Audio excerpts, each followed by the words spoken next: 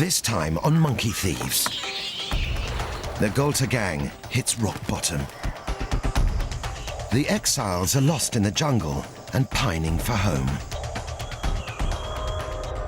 Back in the city, life is even worse.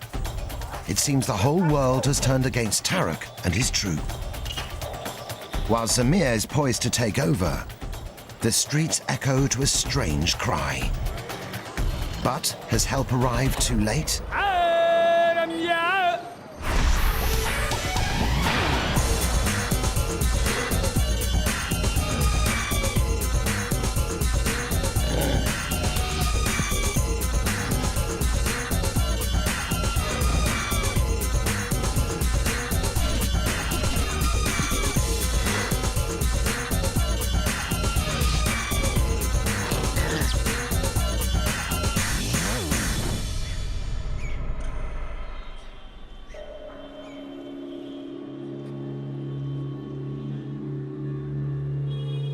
For the Galta gang, a troop of rhesus macaques who call Jaipur's Galta temple home, the summer is a nightmare.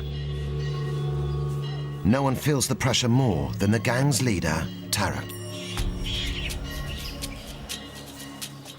The monsoon rain is so late. People across the city are running out of food.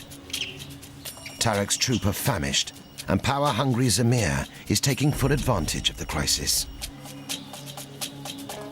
The hungrier the gang get, the greater the chance of revolution in the ranks. And Zamir has put himself in the frame to take over the troop. His profile rose when he ransacked a food cart. And it rocketed when he raided a taxi full of snacks. He grabbed the attention of high rankers of both sexes. Even Tarak's queen, Rani, seems to look at him with a glint in her eye.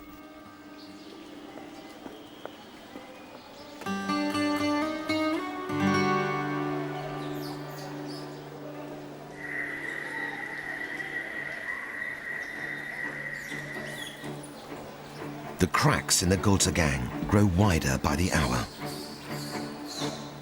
Tarak is going to need every ounce of strength.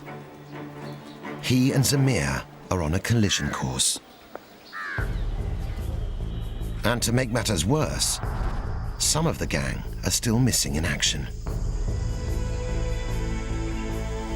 Yash, Tito, and the rest of the Exiles are trying to make sense of where on earth they are. The jungle might look like paradise, but to these urban monkeys, it's hell. They're hungry and frightened. They don't know which fruits are edible or which of the locals are friendly. The Galta gang are used to dodging taxis and tuk-tuks, not leopards and pythons. And they're only here because of Zamir. Zamir injured a cart seller during a raid in the city, but they paid the price.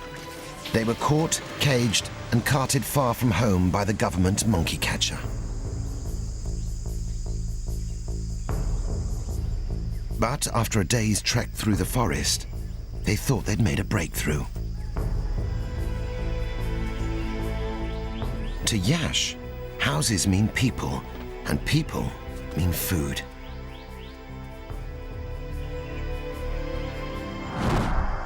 But it was an empty promise.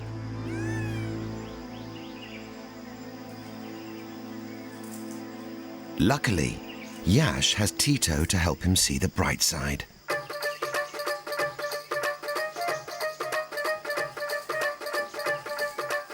A chance to have fun in their kind of concrete playground.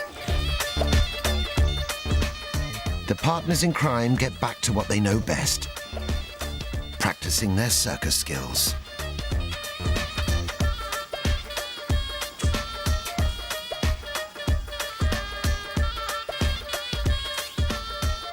Human-like hands and a powerful grip mean they can cling onto the tiniest handholds.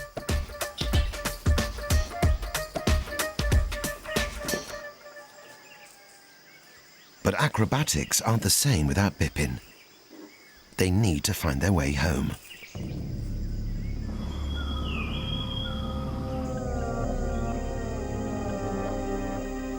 The jungle is strange enough during daylight hours. After dark, it sounds far more menacing. Yash and Tito are desperate to get back to the temple. Being a double act doesn't suit them. But everywhere they turn is a sea of green.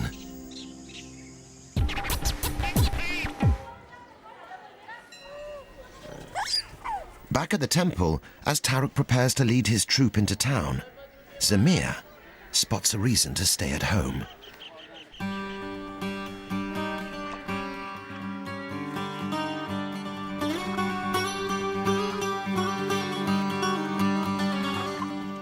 In Hindu mythology, coconuts are revered as the fruit of the gods.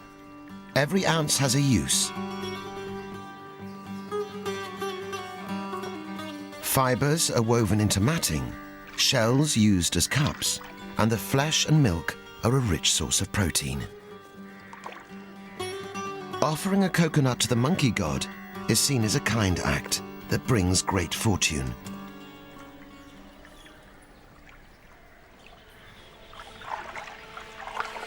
But for Zamir, it's a golden opportunity.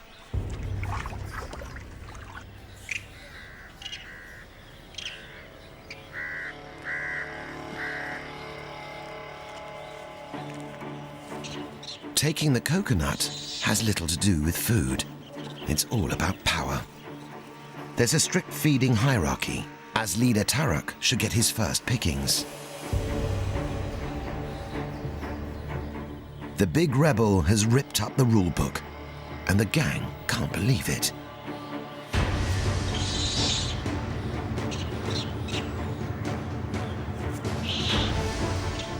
This is Zamir's first public display of defiance.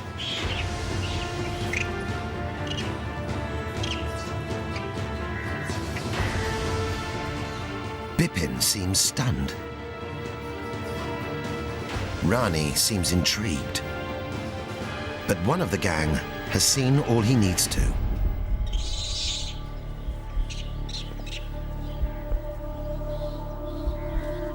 Tarak's leadership might hang by a thread, but he isn't ready to quit.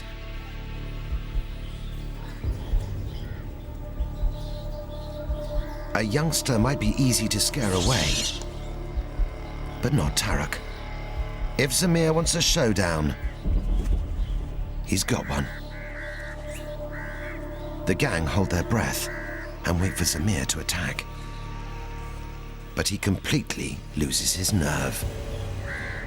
Tarak claims his rightful prize and proves to everyone he's still in charge. Zamir might have lost support, but his challenge isn't over. It's just on hold.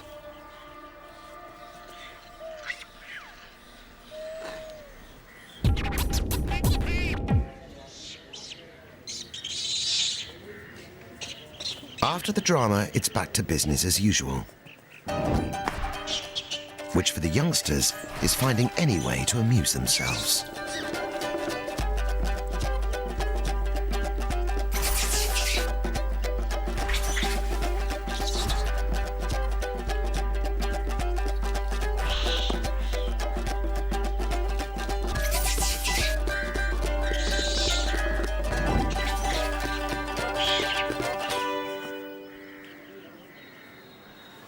Tarak takes time out after reasserting his dominance.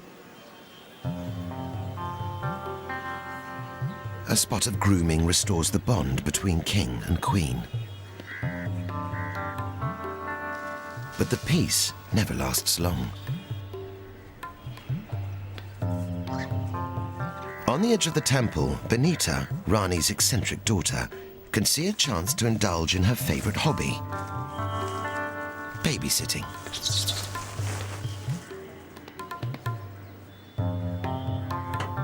Young females often cuddle and groom babies. It's a practice called aunting and is a good way to learn mothering skills. But as always, Benita takes things too far. She loves children so much, she wants to keep them.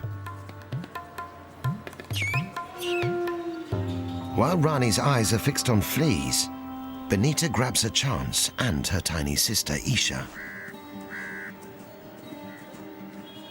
As Rani is the alpha female, Esha, her youngest daughter, could one day be queen. In macaque society, the youngest girls inherit a higher rank than their older sisters. Rani will protect Esha above all her children, including Benita. Benita, the babysitter, is playing with fire.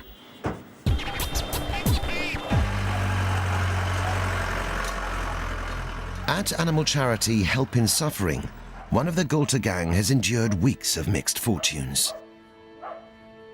Little Kavi has been recovering after being badly burnt by an electric shock.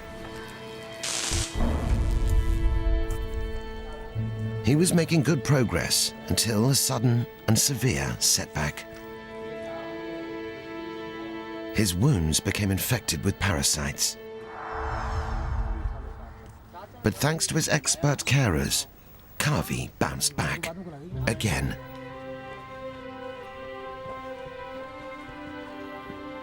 The swellings on his body have died down, and head vet Sanil Chavla bandages his arm to prevent further infection.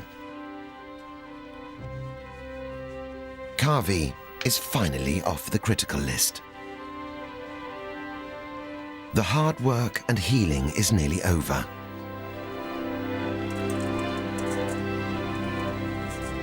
The little fighter should soon be ready to face the outside world again.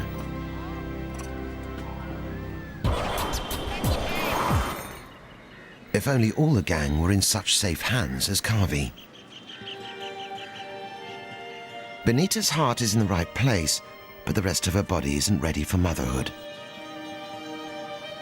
She doesn't produce milk, and Esha is getting hungry.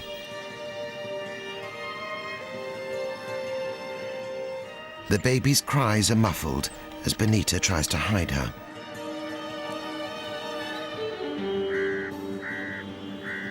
But when another mother investigates, Esha seizes her chance to escape.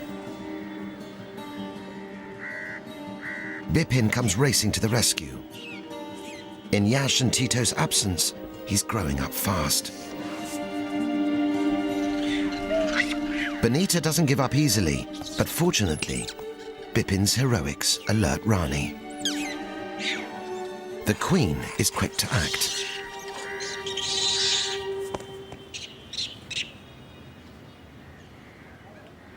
Rani soon seems satisfied no harm has been done, which is lucky for Benita, who decides to lie low.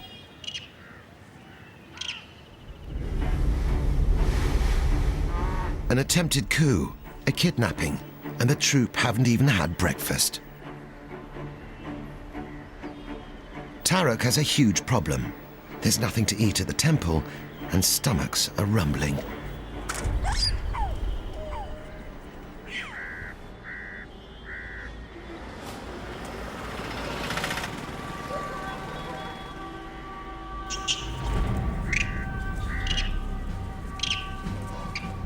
Tarak needs to lead his troop and run the gauntlet back into the city again. Each trip is riskier than the last, as people guard their food like hawks.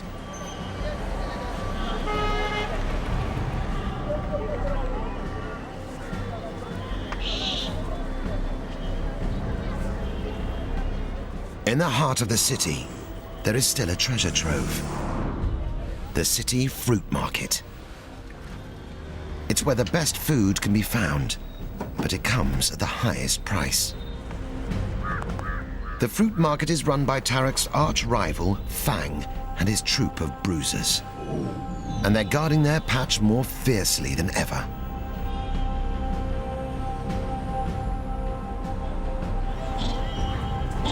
The Galta gang's recent rumble with a snarling hardman is still a painful memory.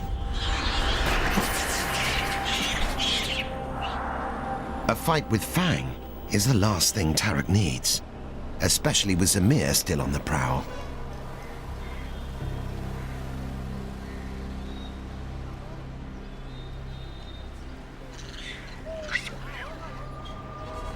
With their usual hunting grounds too dangerous or off-limits, Tarak broadens his horizons.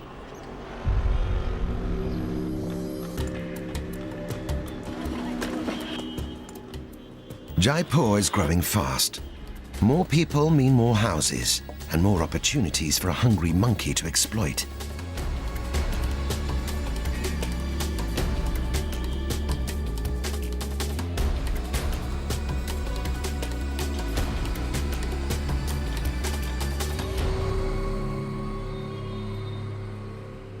But Tarak's best efforts lead the gang to no man's land, a deserted building site.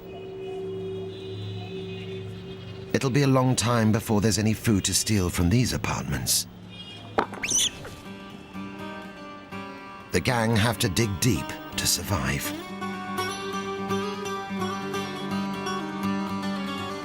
A pile of grit hides insects and bugs. Sand might be hard to swallow, but it's laced with minerals. But even these grubby pickings are thin on the ground. Desperate times call for desperate measures.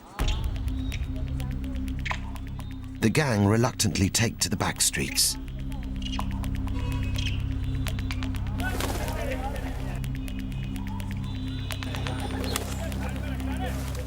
They're reduced to stealing from birds.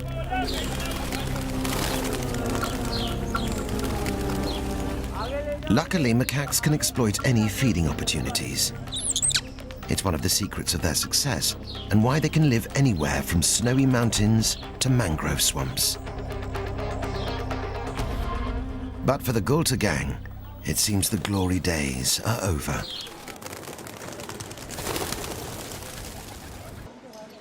Bipin tries to rustle up some food, but heat and hunger aren't only driving monkeys crazy. Dogs won't even give up their fleas without a fight.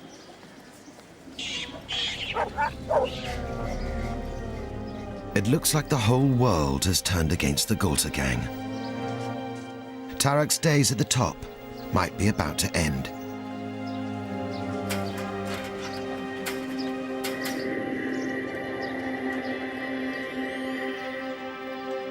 Hunger seems to have gone to Benita's head.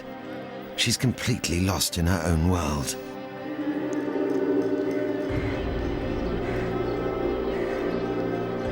All she can see now are the battered bodies of broken monkeys.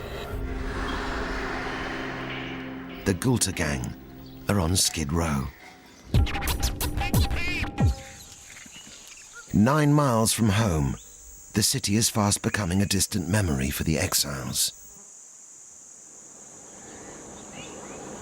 So when a roar they do recognize filters through the trees, Yash can't believe his ears.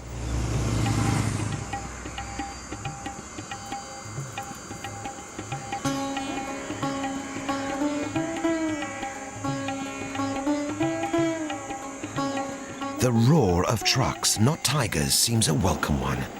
It is the sound of a world they know. But they might be safer navigating the jungle than a road racing with traffic.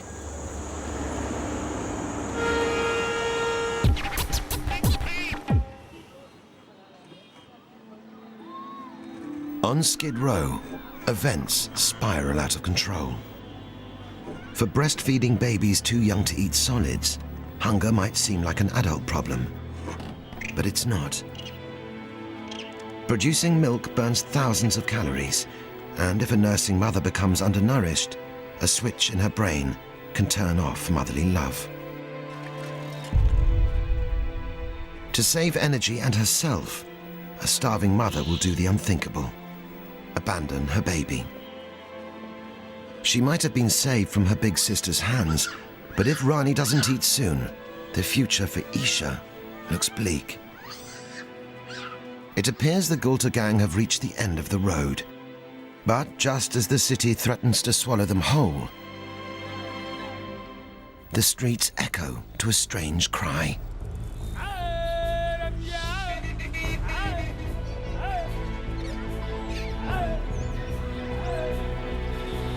Just when it seems the gang might never see fresh food again,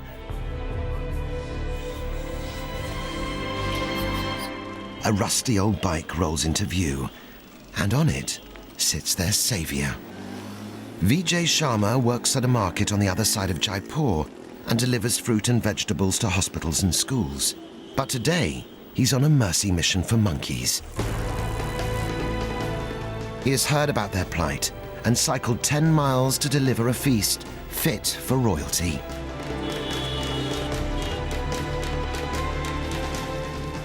Vijay is a devout follower of Hanuman, the monkey god, and sees it as his sacred duty to help and protect the monkeys.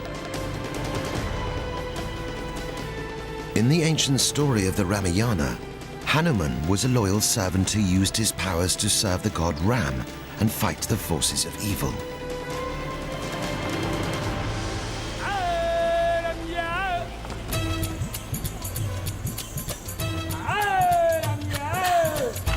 Vijay's call means Ram has come.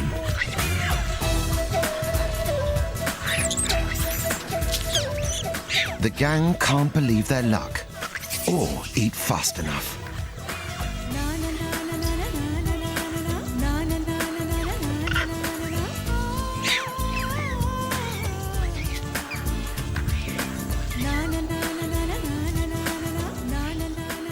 Rani's maternal instincts flood back.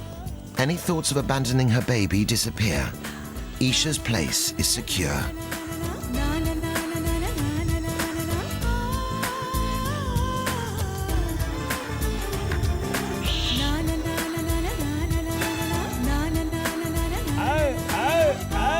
For Bipin, a mouthful of mango definitely beats birdseed.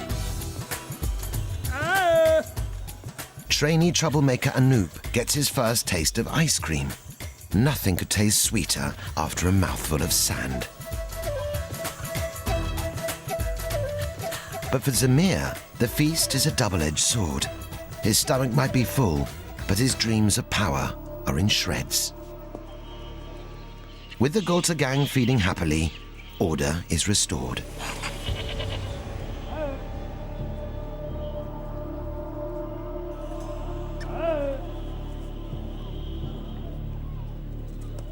Zamir might not get another chance as good as the coconut coup to topple Tarak.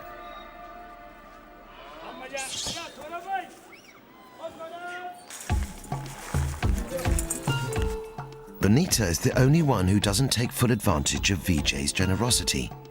One bite of banana, and she's back in her own world.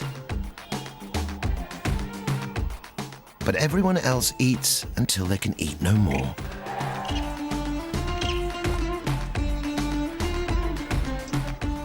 As they head home, stomachs full for the first time in weeks, every member of the Galta gang seems content. Except one.